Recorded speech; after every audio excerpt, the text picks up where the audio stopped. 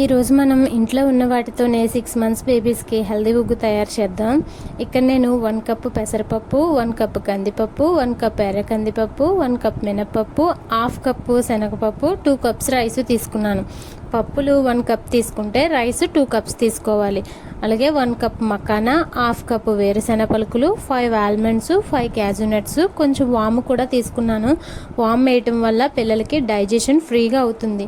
తర్వాత వీటన్నిటిని కూడా సపరేట్గా బౌల్స్లో తీసుకొని శుభ్రంగా క్లీన్ చేసి ఎండలో ఎండబెట్టాలి. ఇవి బాగా ఎండిన తర్వాత స్టవ్ ఆన్ చేసి లో ఫ్లేమ్లో పెట్టి క్రిస్పీగా అయ్యేంత వరకు కూడా వేయించుకోవాలి. ఇవి వేటికవే సపరేట్గా వేయించుకోవాలి. ఎందుకు సపరేట్గా వేయించుకోమంటున్నానంటే వీటిలో కొన్ని ఫాస్ట్గా వేగిపోతాయి. రైసు పెసరపప్పు ఫాస్ట్గా వేగుతాయి, మిగిలినవి వేగటానికి టైం పడుతుందన్నమాట. ఇవి దాల్స్లోని ప్రోటీన్స్, న్యూట్రిషన్స్ ఎక్కువగా ఉండటం వల్ల పిల్లల సెల్స్ గ్రోత్కి యూజ్ అవుతుంది, అలానే బ్రెయిన్ డెవలప్మెంట్కి కూడా బాగా యూజ్ అవుతుంది.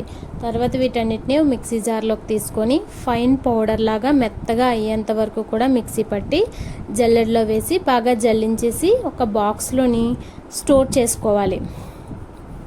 తర్వాత 2 కప్స్ సెర్లాక్ పౌడర్ని తీసుకొని కొంచెం వాటర్ వేసి లమ్స్ లేకుండా బాగా కలిపేసి 5 to 6 మినిట్స్ ఉడికించిన తర్వాత బౌల్లోకి సర్వ్ చేసుకొని 1 టీ స్పూను నెయ్యి యాడ్ చేసి పిల్లలకి సర్వ్ చేయడమే. వీడియో నచ్చితే ప్లీజ్ లైక్ అండ్ సబ్స్క్రైబ్.